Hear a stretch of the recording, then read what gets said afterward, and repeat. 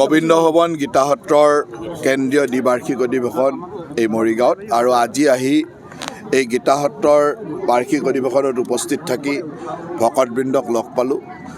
অসম তথা উত্তৰ-বংগৰ বিভিন্ন প্ৰান্তৰ পৰা অহা ভকতসকলক লগ পাই অত্যন্ত আনন্দ অনুভৱ কৰিলোঁ। মহাপুৰুষ কৃষ্ণানন্দ ডাঙৰীয়াৰ প্ৰতি শ্ৰদ্ধাঞ্জলি জ্ঞাপন কৰিলোঁ।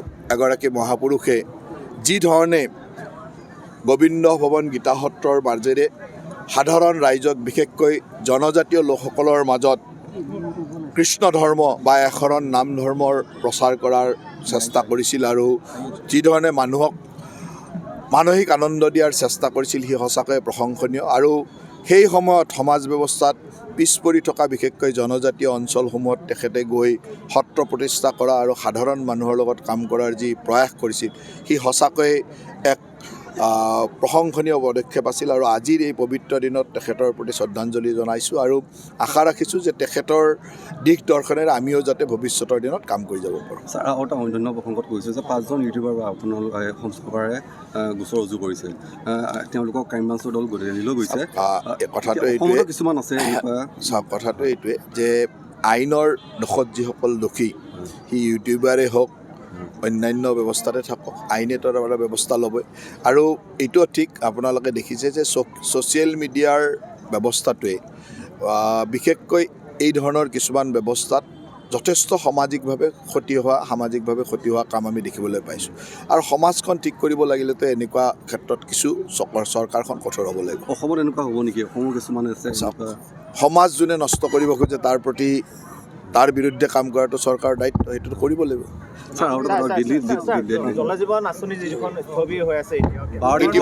ইতিমধ্যে আমাৰ এইবাৰ কেন্দ্ৰীয় বাজেটত ঘোষণা কৰিছে যে অহা 28 চনলৈকে জল জীৱন মিছন আঁচনি পুনৰ চলাই থকা হ'ব। গতিকে 24 চনত যিহেতু আঁচনিখন শেষ হৈছে, গতিকে এইকেইটা দিনত স্থবিৰতা যেন আমি দেখিছিলোঁ, কাৰণ আঁচনিখনৰ ম্যাদে আছিল 24 চনলৈকে। গতিকে নতুনকৈ ম্যাদ বঢ়াই নিদিয়ালৈকে আঁচনিখন স্থবিৰতা যেন লাগিছিল। গতিকে এই জানুৱাৰী মাহৰ পৰা অলপ স্থবিৰ লাগি আছিল, কিন্তু ইতিমধ্যেই কেন্দ্ৰীয় বাজেটত 28 চনলৈ চলাব বুলি যেতিয়া ঘোষণা কৰিলোঁ, আগৰ দৰে আকৌ তীব্ৰ গতিত চলি থাকিব। এতিয়া আৰু স্থবিৰতা নাই,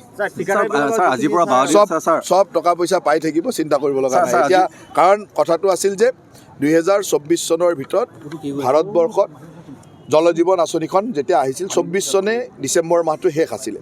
গতিকে 24 চনৰ ডিচেম্বৰ মাহৰ পৰা যেতিয়ালৈকে চৰকাৰে নতুনকৈ তাক ঘোষণা নকৰে তেতিয়ালৈকে স্থবিৰ হোৱা যেন লাগিছিল। এতিয়া চৰকাৰে বাজেটত ঘোষণা কৰি দিলে যে অহা বছৰৰ পৰা আৰু 2028 চনলৈ জল জীৱন মিছন আঁচনিখন চলিব।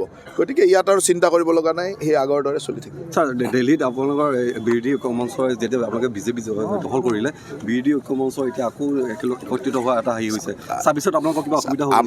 আমাৰ অসমত যিটো বিৰোধীৰ ভোট, সেইখিনি ঐক্যমঞ্চ হৈ থাকক, 10 ভাগ হৈ থাকক, 5 ভাগ হৈ থাকক, আমাৰ কোনো কথা নাই।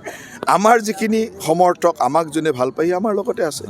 এতিয়া আমাৰ বিপক্ষে থকা লোকখিনি 5 ভাগ হৈ থাকক, 2 ভাগ হৈ থাকক, 1 ভাগ হৈ থাকক, সেইটোৰ লগত আমাৰ কি কথা আছে? কংগ্ৰেছৰ লগত থাকক, ৰাইজৰ দলৰ লগত থাকক, UDFৰ লগত থাকক, আমাৰ কি প্ৰব্লেম আছে? আমাৰতো একো প্ৰব্লেম নাই। ছাৰ, আজিৰ পৰা 12 দিন গুৱাহাটীত পানীৰ যোগান বন্ধ হ'ব, এই ক্ষেত্ৰত গুৱাহাটীত যি 12 দিন নহয়, মাজে মাজে সময়ে বন্ধ হ'ব। কাৰণ আমি যি আগৰ পাইপলাইনটো আছিলে, সেই পাইপলাইনত আমি এতিয়া ৰবটিক ছাৰ্ভে কৰি আছোঁ।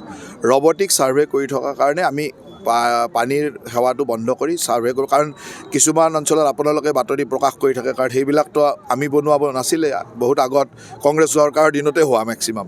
সেই কি বনাই থৈ গ'ল আমাৰ ওচৰত তথ্য নাই। এতিয়া আমি সেইকাৰণে মাজে মাজে ক'ৰবাত পাইপ ফুটি গণ্ডগোল হৈ থাকে, সেই বস্তুখিনি ভালকৈ চাবৰ কাৰণে যাতে ভৱিষ্যতে এনেকুৱা ধৰণৰ অঘটন নঘটে, তাৰ কাৰণে আমি পাইপৰ ভিতৰে ৰবটিক ছাৰ্ভে কৰিব বিচাৰিছোঁ।